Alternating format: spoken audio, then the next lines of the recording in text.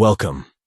If you're looking to mute those annoying audio call rings on Snapchat, you're in the right place. Let me guide you through the steps to get it done quickly and easily on your Android device. First, open the Snapchat app.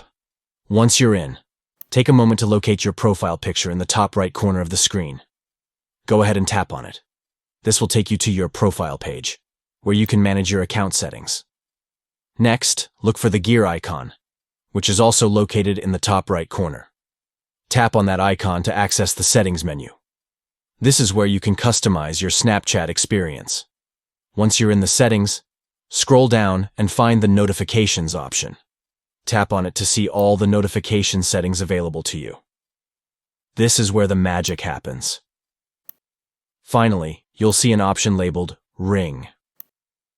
Simply unmark or toggle off that setting.